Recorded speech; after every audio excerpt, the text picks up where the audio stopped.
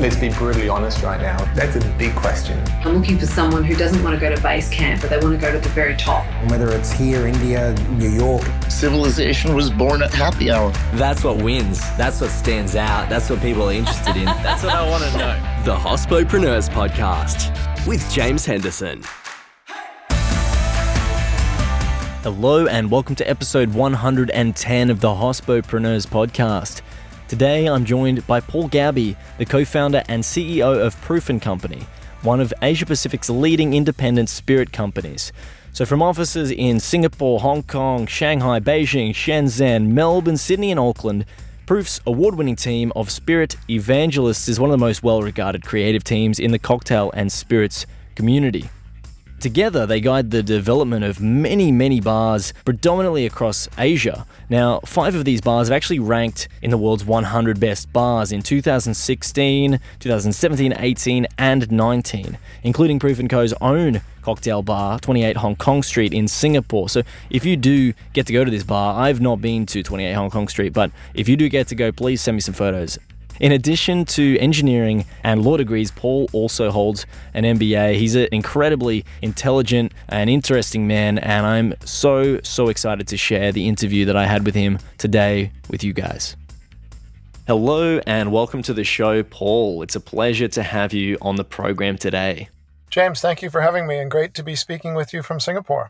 You're most welcome, and I'm glad that you are safe and sound in Singapore. Sounded like there were some people that you passed by when we were getting ready to start this recording today, so it's sounding like things are pretty good in Singapore. How have you been dealing with COVID and the whole global scenario at the moment? Obviously, your businesses are across the hospitality sector, so tell us firstly about how you've been impacted. Yeah, not a bad question in 2020 to start with, James. Top of mind for all of us. I'm pleased to report that as of today, Singapore is slowly reopening. We went through a lockdown called the circuit breaker period in April, May, and the first half of June. But we're now 5 or 6 weeks into what the government here is calling a safe reopening, which is a cautious reopening guided by a series of steps, masks, restrictions on. At the moment, bars and restaurants aren't allowed to serve alcohol after 10:30 p.m., but they are open and trading every day, which is a nice step forward. And so we're in the midst of a slow and hopefully steady recovery here in Singapore, which is, given some of the challenges that emerged around the region, Melbourne of late and Hong Kong is a little better than some of the other cities at the moment in Asia Pacific. Well, I'm pleased to hear things are tracking well in Singapore and that you are safe there. Paul, I don't want to linger on COVID for too long. Instead, I want to step back and look at a broader picture on what, firstly, an exceptional hospitality experience means to someone like yourself. What does that mean to you, Paul, when I say exceptional hospitality experience? Sure. I mean, I'm a drinks guy, so I'll speak more from the bar perspective on an exceptional experience. But, obviously there's parallels in food and restaurants and things. But in one word, holistic, we work very deeply in the bar segment across the region, including in bar consulting and developing bar programs. And we have a framework called the 20 Pillars, which is 20 layers of guest experience that if you really peel back the onion in terms of an exceptional experience or a world-class experience in a bar, we've identified over the years of building Proof & Company something we call these 20 pillars, which is really 20 layers to the experience. And I find personally that the most extraordinary experiences are those that are holistic and really integrate touch points of experience across a wide number of layers beyond just food or drink or service or decor. And so it's that holistic experience that really stands out to me when you feel it when you visit a venue for the first time or have a great moment or a great evening and just leave saying that was exceptional. And for me, it really comes back to that holistic nature of the experience, every touch point, every detail. Does holistic mean incorporating all 20 of those pillars? There are so many that I'm not going to ask you to recite them, but does it mean looking at each of them and acknowledging all of them, or can businesses be successful without using all of those things or skipping one or lacking in one area? Great question, James. You get to the heart of it. Really under the framework, and it's the framework we use for all of our bar projects, whether it's our own like 28 Hong Kong Street in Singapore or projects that we do for others around the region. It's impossible. There aren't enough dollars in the bank and time in a day, especially pre-opening as you're developing a bar project to be exceptional in all 20 of these areas. Drinks is just one of 20 pillars. Music is one. Decor is one. People, meaning the team you assemble, is another. It's a very long list. And in our experience, if you look at the best bars in the world, bars like, perhaps if we go back in time, the Artesian Bar in London that won World's Best Bar for 4 years in a row, there were really 4 pillars, or perhaps 5, that they were the best in the world at. But being very strong at a subset of pillars and perhaps leading in what you do in a city or in a country or in a region, but to be able to do 4 or 5 things exceptionally well out of that list, but then have the other ones still stay tight and integrated into your overall concept and support the experience is what we find leads to success. And no bar, including the best bar in the world for 4 years in a row, is best in class at more than 4 or 5 of those factors, if that makes sense.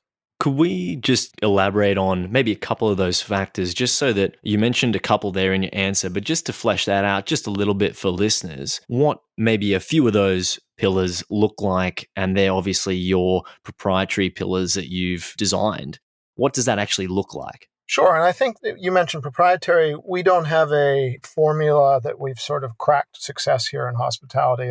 It's a multifaceted art and science that all of us in the industry globally continue to work. And there's no guarantee that a team that's built an amazing bar or restaurant is going to succeed in the next one. And that speaks to the challenges and the multivariable nature of building a great venue. But if we take, for instance, Atlas Bar in Singapore, which is well known, and I think for your listeners, including those in Australia, a number will know about it. It's widely seen as one of the world's best gin bars at the moment. It's top 10 in world's 50 best bars. It has the world's largest gin collection, largest champagne collection in Asia. And if you look at the 20-pillar framework that was used there as we worked with the family to develop the bar, it really started with concept. So the first pillar is concept, and we call it the golden thread, and that there needs to be a clear and compelling definition of concept for a world-class venue. And once that's defined, concept should act as a golden thread that weaves through the other 19 pillars. So, the concept at Atlas, have you seen pictures of Atlas, James, or visited? I have seen. There's that iconic image that everyone has in the center.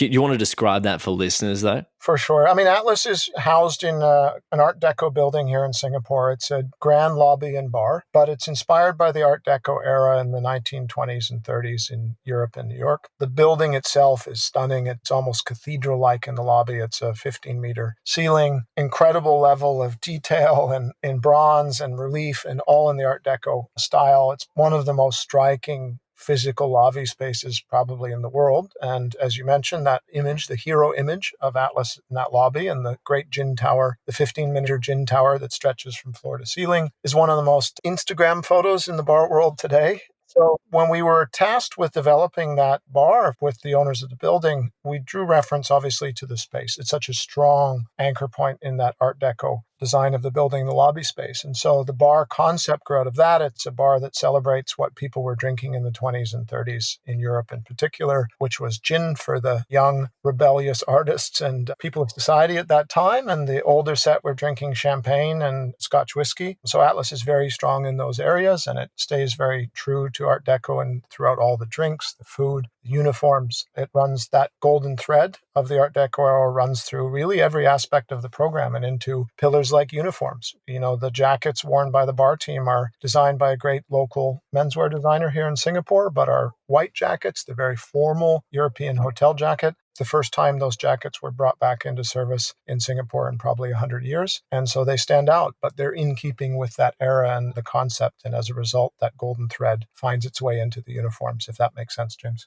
Yeah, fantastic. And that's even one, and you touched on their uniforms being another. Is that another one of the 20? You said golden thread is the first one that weaves its way into all 20, and we won't go through all 20. What I will ask though is, when you're looking at or presented with partnerships, with collaborations, even acquisitions, what are the key components you're looking at in that space when you're going through that process? Obviously, these 20 pillars are core to a lot of your operations. Are there any that you find stand out more often than not? Is it fluid and has been dynamic and changed over time? Or are there some core components that you really look at? And they don't have to be around the pillars specifically. Are there some broader things that you look at? Sure. And our creative team at Proof & Company is led by Jason Williams, who you know, James, I believe. He's actually the cousin of a previous guest, Brett Gibson, who I think was back at episode 34, but Jason's coming up on another one of our shows, Trash Talk with Sarah Jones.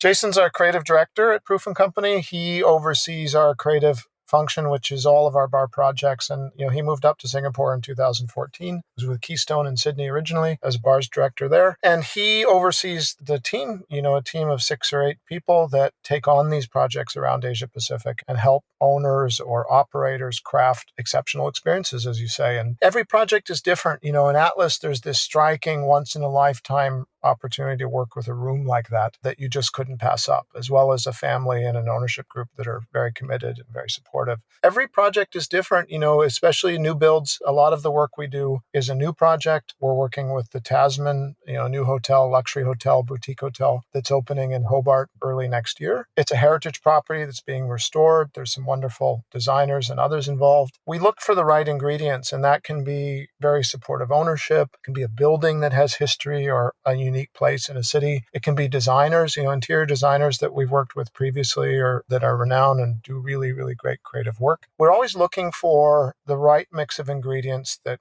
can lay the groundwork for success beyond what Proof brings to a project. And it's often a combination of the right owners or operators who are passionate, really committed to fine beverage, which is what we're all about. And then other partners on a project, whether it's an interior designer or a great chef or a great bartender that's looking to do something and make their mark with a new project. So we look for a mix of factors that are likely to provide the right foundation in which to build a 20-pillar experience that can stand out and be exceptional.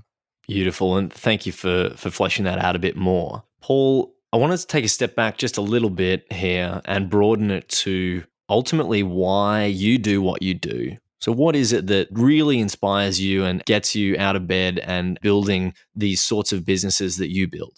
Yeah, I was born in the west coast of Canada, a town called Vancouver, big on skiing and water and fresh produce and things, but wasn't ground zero of the dawn of the modern age of cocktails. So I grew up as a kid in Canada, really had my first real cocktail in New York City in the early summer of 2001. I moved down to New York City after graduating from law school and started a career in New York, just as what has now become what we call the second golden age of fine drinking, this modern era of hospitality and beverage that's so rich and stands out, was just getting going back in those early 2000 years in New York and London. And that experience of living in New York while all of the great sort of modern cocktail bars of New York opened. So while we were living there, employees only, Death & Co., Pegu Club, which is just closed sadly. Milk and Honey was open a year or two before we arrived, but in its prime. That first experience with modern craft cocktail culture and hospitality left its mark. And when I moved to Asia in 2007 with Spencer Forhart, our chairman at Proof & Company, and my co-founder, and another friend, Snehal Patel, who's the director,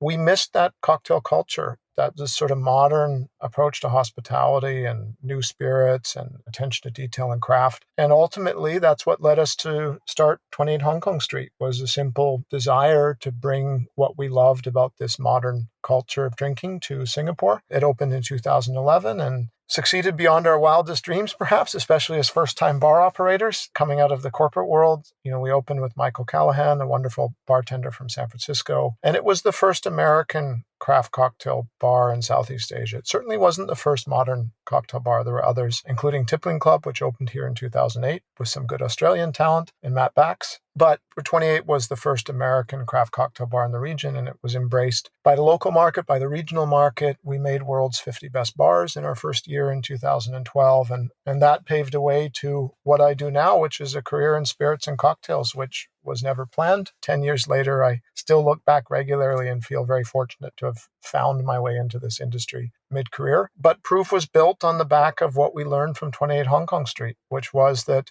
this new golden age, and the first golden age is often defined as sort of the early 1800s to Prohibition in the United States, when all of the classic cocktails we still drink today, the martini, the Manhattan, the rise of espresso coffee, ice, fresh juices for exotic fruits, all came out in that first golden age. What started in the late 90s in New York City and London and progressed into worldwide phenomenon is the second golden age. And we see it throughout beverage now, whether it's in proper third wave or fourth wave coffee, in beer with advances in brewing and microbreweries in the last 10 or 15 years, in wine and moving to smaller wineries, or interesting and more innovative and adventurous directions for wine. And certainly in what we do in craft spirits and cocktail culture, just this flourishing over the last 10 years has led us to this renaissance in fine drinking. So what we do at Proof and Company, our mission is quite simple. It's to help spread that culture of the second golden age in our markets. So we work to distribute craft spirits across Asia Pacific in markets where, we can help promote independent producers and craft. We have a creative division led by Jason that help operators and owners embrace the second golden age in their own bars and projects and venues. And we look to champion this culture as we can in the communities that do so, in thought leadership and in helping sort of advocate for all the great teams out there that are doing this work across the region. So what I do is all about the second golden age and helping the Proof and Company team spread that good word around the region. And having been a young lawyer in New York City that had my first real cocktail in 2002, I don't think I ever could have imagined a career that would take me here, but I feel very grateful for it.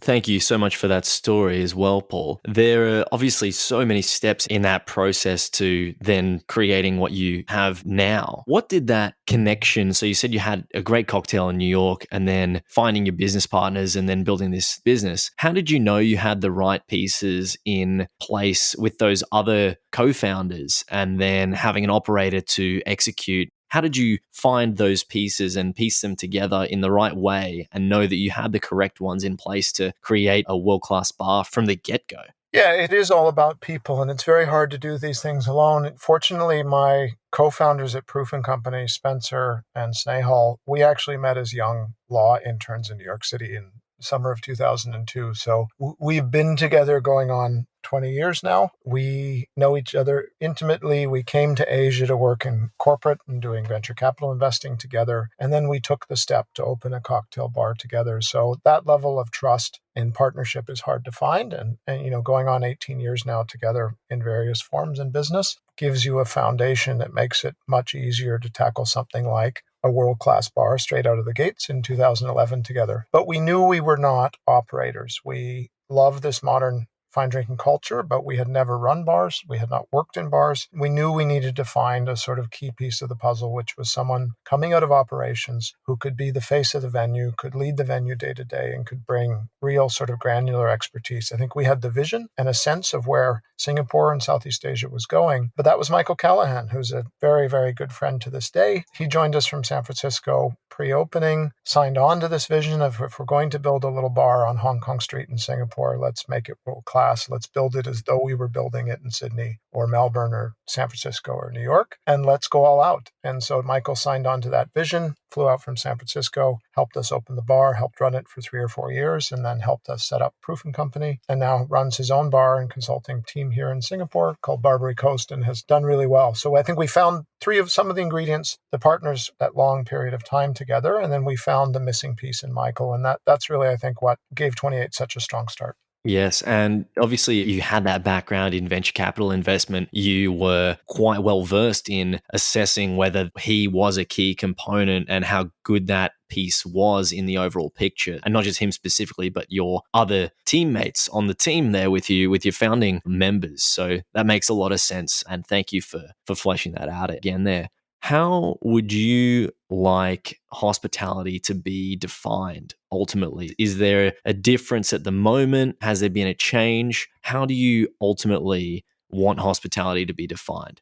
Yeah, I think in this second golden age, which we're now coming on 20 years into, second decade of drinking, fundamentally what's happened is hospitality has been elevated. Both the craft and the level of hospitality over the last 20 years in drinks venue has elevated to a level that's probably untouched in human history. But how hospitality is seen, especially drinks hospitality, bartending, serving, running venues, with the rise of sort of world-class drinking, has come a much greater respect for the people that do hospitality. And I think that's a wonderful thing to have watched over the last 15 years worldwide, but certainly even in Singapore, just over the last 10 years. There's a much greater understanding for the nobility of service, or the level of craft and learning and skill that goes into doing hospitality at an exceptional level now. And I see that as continuing. I think, we see here in Asia, historically, culturally, being in service, being a server or a bartender or a chef has been looked down upon. It's not seen traditionally in lots of Asian cultures as an achievement for children of families to go into hospitality because service is seen as lower somehow. But with, for instance, in Singapore, the rise of,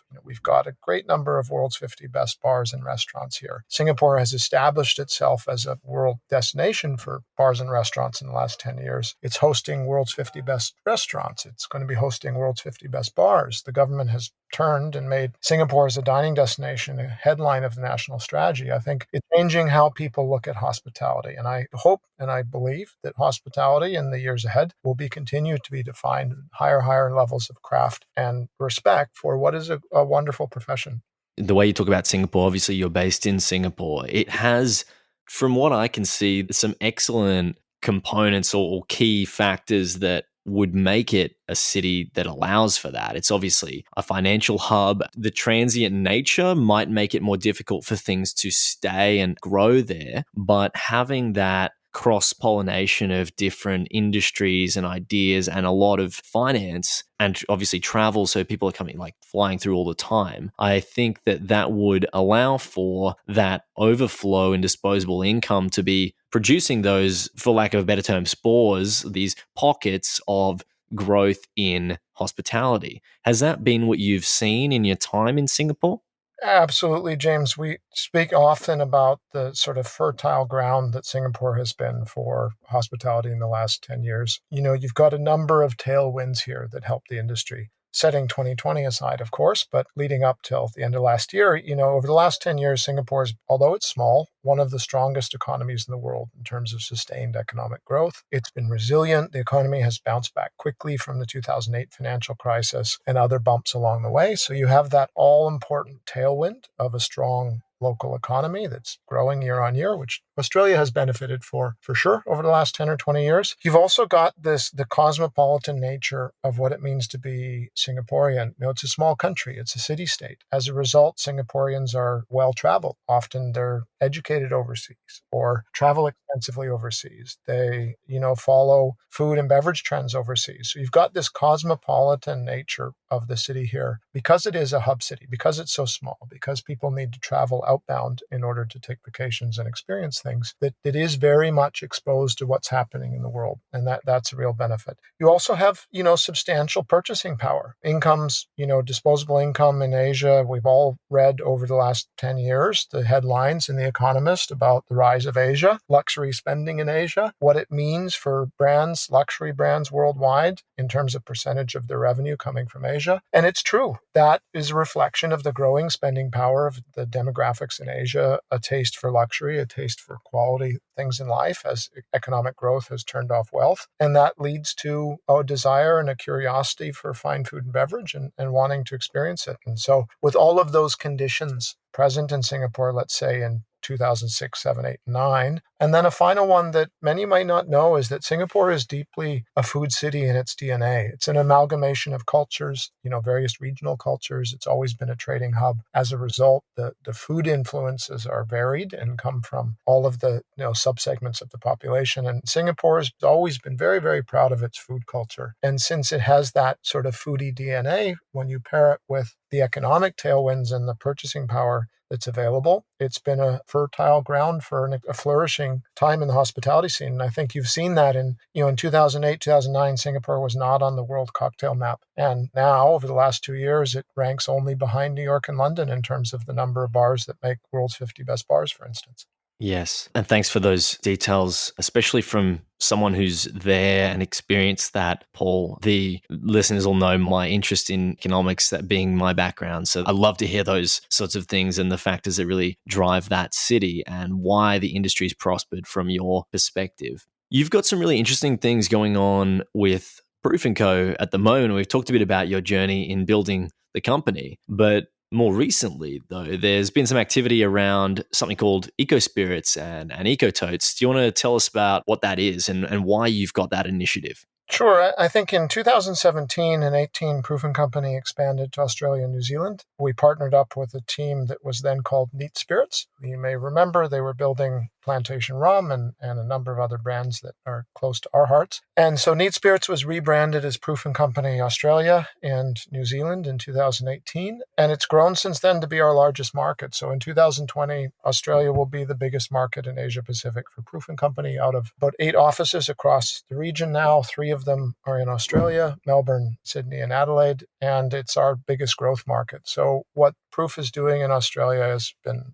for me, a wonderful thing to see and to get to know the market in Australia better. And we've got a very good team on the ground there now, led by Paul Broadbent, our GM in Australia, and Charlie Ainsbury, who's our senior creative for Australia that many in the industry will know. So we've got a great platform there. We're very positive about the future of independent spirits in Australia. And it's been, a great pleasure over the last few months to bring Eco Spirits to Australia. It's something we've been working on for 4 years up here in Singapore. It's based again we try to build businesses around simple principles, James, and this one's based on an even simpler principle than the second golden age. It's just that single-use glass, the whole conversation around single-use plastics is, I think, well established now, and you're seeing even at country level, countries like Thailand banning plastic bags, single-use plastic bags. I think we're all very sensitized to the negative impact of single-use plastic. We believe, being a distribution company that moves an enormous amount, even for a small company, enormous amount of glass and cartons and pallets and containers around the world, we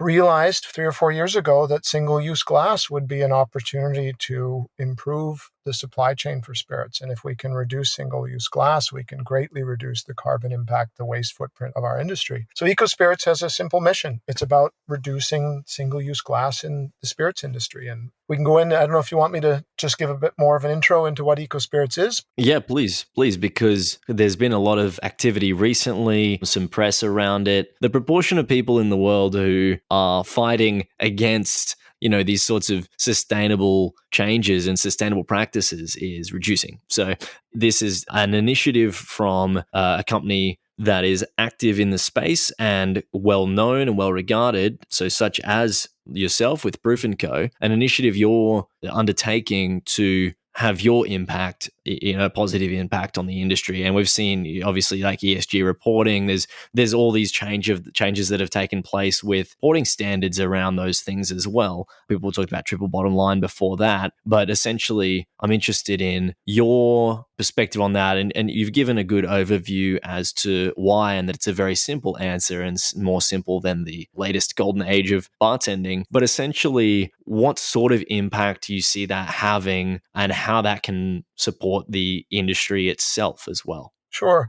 So Eco Spirits is the world's first closed loop, low carbon, low waste distribution system for premium spirits. Closed loop is the highest level of sustainability because you eliminate the use to begin with. So therefore, you're able to eliminate all of the waste created. In the beer industry, we've got closed loops, the keg systems, especially the metal kegs that go from brewery to venue and back to brewery. That's a closed loop. In the old days in the dairy industry, it used to be dropping off milk bottles on your doorstep in a rural route. And then once those were empty, you put them on your doorstep and they were taken back for cleaning and refilling. Eco Spirits is a solution for closed loop in the spirits industry. So it's a safe, hygienic, and scaled way to introduce closed loops in spirits. And what it does is that eliminates the single-use 700 ml, 750 ml glass bottle that we're all used to in terms of scale. It's designed around a 4.5-liter vessel that we filed a patent on called an Eco-Tote, which replaces a 6-bottle case of spirits. It's a glass lining because glass is the gold standard material for transporting spirits. It's inert, but instead of throwing that bottle out or sending it to recycling after each use, the Eco-Tote is fully reusable. It goes back to a local, what we call an eco-plant, a very small footprint processing facility to be refilled.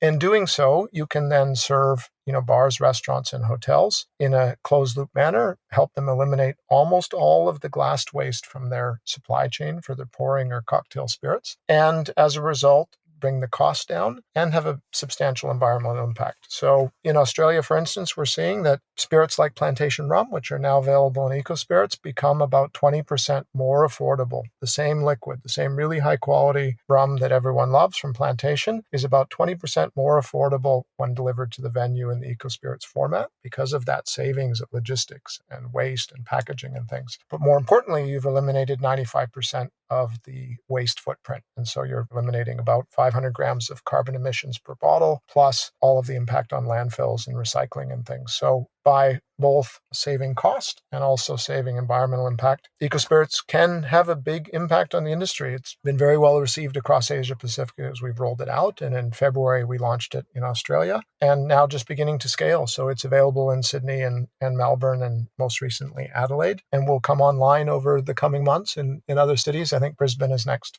Beautiful. I want to step back further to a conversation around Proof & Co. more broadly. This could be personal, it could be business related, but essentially I'm interested in knowing what you're learning about or looking at. Where's your attention with the business at the moment with Proof & Co. more broadly? Well, I'll set aside COVID because I think that has everyone's attention for the most part this year, and it's all we would talk about. But other than navigating COVID safely for our teams and clients and things, every 3 or 4 years, we do a deep level review of where we sit, where our company is, what forces are going to shape the industry in the next 5 years. In 2016, we did that, and that's where eco-spirits came from, of a short list of major forces that we felt would shape hospitality for the coming 5 or 10 years. Sustainability came right to the top of that list. And as a result, we made the biggest investment in our history in developing the eco-spirits technology to align ourselves with that force. We're actually coincidentally just doing that next sort of deep dive review of where the industry is going, say 2020 to 2025. And as we look ahead, there's a bit of a preview from where we sit, but a few things. One is drinking local. It is obviously a big deal in Australia. Local spirits, Australian gins have been a big force for the last 3, 4, 5 years. Never Never Distilling Company out of South Australia is one of our core partners in Australia. We're just announcing they're joining the EcoSpirits platform. So there'll be an Australian gin available locally in a no carbon, no waste format, which is very exciting. So as we shortlist sort of the next 5 years, I think sustainability will remain in the top 3 forces we think shaping the next 5 years in the industry, not just for ESG reasons, as you mentioned, but for fundamental business reasons, ways to find cost savings, efficiencies, things that can help us recover from COVID. We see sustainability as a business, a way of doing business, not just something you do for CSR. Another thing that we believe will continue to shape the industry is this localization. People more and more, not just in Australia now, but spreading across Asia, are wanting to drink local and support local and take pride. And, we see that in China. Made in China for a long time has been perhaps, even for domestic Chinese consumers, a bit suspect. But the tide is turning, and we distribute China's first craft gin in mainland China, and it's focused on the next generation of Chinese consumer who are very proud of China's place in the world, very open to wearing Chinese fashion designers, drinking Chinese craft beer, having a gin and tonic with a Chinese craft gin. So drinking local is something that we see as certainly shaping the coming years in hospitality. And then, in spirits specifically, we're also really starting to look closely at the way spirits are distributed is changing. The direct consumer model where brands can interact with and engage with their consumers directly and people buy online is changing the traditional channel structure. We're not exactly sure where it's going yet, but it's been probably the biggest earthquake in the United States in the last 2 years, and it will likely come out to our markets out here. And so we're beginning the journey of looking at what does it mean for brands to reach out directly to their consumers in Asia Pacific, and what does that mean for channels and partnerships and brand building and things. And I think that third one that you mentioned there is the largest foundational change that's really going to shake things. Because the other two, yes, they can change components of the process, and some businesses will emerge, some lines of business will emerge out of that. And even things like the second one was particularly your second comment about local, support local, drink local. To touch on that one quickly, it's this pendulum swinging the opposite direction from pro-globalization to pro-local. And, we sort of wonder how far it's going to swing back or whether it settles somewhere closer to where it is. Some people are going to think it's going to go too far local, but there are merits in globalization that have allowed us to do some very cool things over the years as well and in recent times. But I think that the third one you mentioned there is going to have the largest change. And I think that's why it's the most difficult to calculate its impacts, because it's going to change entire supply chains. So, cutting out all sorts of people in the process, creating new ones. It relies a lot more on technology. And I'd love to hear your thoughts on even maybe some hints that you've seen in recent times with, and I don't want to hammer on the coronavirus, but how this current period has demonstrated or at least revealed some of those changes that you see will be taking place. Yeah, we're all in uncharted territory for the industry here in terms of the effect that COVID-19 will have. We know no more than you or others in the industry, and we're all in this together. We're all trying to find our way forward. But my instinct is that we'll look back and see it having had an accelerant effect on change. That it's probably 3 or 4 years from now, James, if we sit down for a chat, we'll look back on the COVID-19 period and say, you know what? It really just accelerated some changes that might have been underway in the industry already. And that's things like the changes in channel structure, channel mix, takeaway or delivery cocktails, for instance. That has been a big part of how the industry in Asia has tried to combat the downturn, is doing deliveries and converting to being part of their customers drinking at home. And we've seen it in Australia as well with a number of initiatives. Does that stay? And once people realize they can pull an Atlas martini out of their freezer, perfectly balanced, crack and pour in a frozen martini glass, rather than pulling out their mixing glass and a gin, a vermouth and ice and things, I suspect it will shape and it will have changed how people drink at home, interacting with their best bars. I think of my wife and I at home, having been through 2 months of lockdown here in Singapore, it's likely we're going to keep 4 of our favorite bars, cocktails in our freezer or in our fridge and be drinking those rather than making our own on a Friday evening or a Sunday afternoon. So my sense is that including in this direct-to-consumer space and how people are drinking, whether it's out in venues or at home, that this period of great challenge will end up probably accelerating some changes that were already underway. And the more we can all embrace that change rather than shy away from it and try to understand what it means for each company or channel or venues, probably the better off we will be in the years ahead. Beautiful. Thanks for, again, building on that, Paul. The question I have to elaborate further on that in what I feel like will be an adjacent space, stepping back from everything that you're doing at the moment and looking even more broadly, even though we've been looking from a broad perspective there, what are you experiencing with the greatest amount of friction at the moment? And I mean friction sociologically, that within you it needs to change, or it's going to change, or something's changing. It could have been something you've mentioned. I'm just interested to know whether you're executing on something else or intending on doing something in the future that has some quite large sociological constructs that you intend on changing in some way or making progress towards changing. Yeah, I mean, James, it's a great question. It's probably the biggest big picture question I've been asked in chat on the industry. There's 2 things. Clearly, we've committed quite deeply to the sustainability direction of things. And I believe personally, I think we believe as a company that there is substantial change that's needed in how we operate as an industry. That the amount of waste, things like single-use glass, simply won't be here in 5 or 10 years and are necessary changes. That we can no longer sort of write checks into the future on the environment and in terms of this planet we live on, that time is now, and we all as an industry have responsibility to drive really substantial change. So that's, friction. I very much feel friction around the way we do things versus probably the way they need to be done for us as an industry and a planet to be around in 50 years. But you touched on another one that I think a lot about right now, and is this tension between globalization and sort of, let's say, localization. Asia Pacific is this wonderful region. It has benefited greatly from the exchange of ideas, of talent, of trade over the last 40 years. You look at what the rise of the Chinese economy has done for trade in the region, including to places like Singapore and Australia. Singapore's rise as a world cocktail capital could not have happened without the influx of Australian talent that we've had here in the last 5 or 8 years. Jason Williams and a long list of other very talented hospitality staff that have come out of Australia made the move to Singapore. And then the trade that, the region that companies like Proof & Company benefit from by working across markets, working around the region and helping kind of build bridges. That's at stake to a certain extent now. And with COVID and this retreat to obviously each country having to protect itself from the virus, plus some of the bigger geopolitical trends globally, puts that pendulum, as you say, of globalization in doubt. And it does worry me because I do believe deeply in power and the benefit that this interconnectedness in the region has brought us all. Very worried if the pendulum swings too far the other way. Paul, we're getting close to the end of the episode. I want to ask just a couple more questions. What is your biggest challenge right now? This can be personally, professionally. What's your biggest challenge?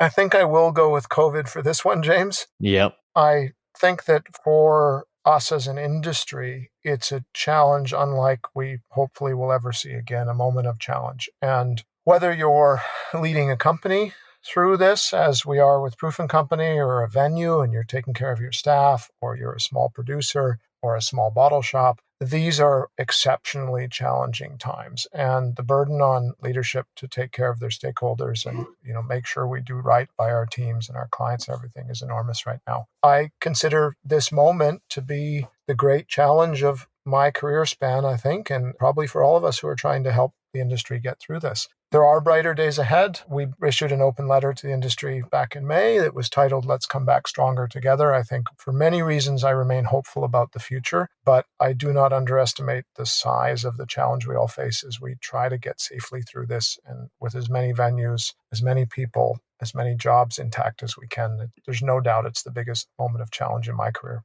Thank you, Paul. Last question I have for you today is, who would you like to hear on the show? It's a great question. I have to think. Looking at who are changing, we see that there's another force emerging. We've talked a lot about trends here, James, and what's coming ahead. There's a rethinking of what it means to be a brand in the industry, a spirit brand. I know spirit brands is what we do. If you look at people like Empirical Spirits out of Copenhagen, or there's a team out of LA called Amas that are rethinking entirely from the ground up what it means to be drinks producer and brand in the industry. People like BrewDog, the beer company that's growing exponentially and now starting in distilling and opening up spirits. There's a small number of people that I put in a group of game changers that are making us all question what it means to be a brand going forward in the space. You asked some wonderful in-depth questions, and I would love to hear what one of those sort of game changers in brand building thinks today as to what's going to happen in the next 5 years in the industry. Thank you, Paul. You mentioned there BrewDog and a couple of brands in Copenhagen, or brand in Copenhagen. Was there anyone in particular that you'd like to hear on the show? Yeah, I think absolutely. The team behind Empirical Spirits in Copenhagen are doing more cutting edge and unusual things than we see across the spirit space right now. I think they'd be a great candidate. One of the founders there would be a great candidate for an interview. Beautiful. Thank you very much for your time today, Paul. It's been an absolute pleasure having you on and incredibly insightful. So thank you very much. And thank you, James, for casting a spotlight on the industry and what people are doing. It's especially valuable in difficult times at the moment. This program is hosted by James Henderson, with technical production by Jake Olver. Voiceovers were by Angus Brennan and Shim Phelan. Thanks to our distribution team, led by Stephanie Holland, and a special thanks to you for tuning in every week. This program was produced by H Media. We'll see you soon.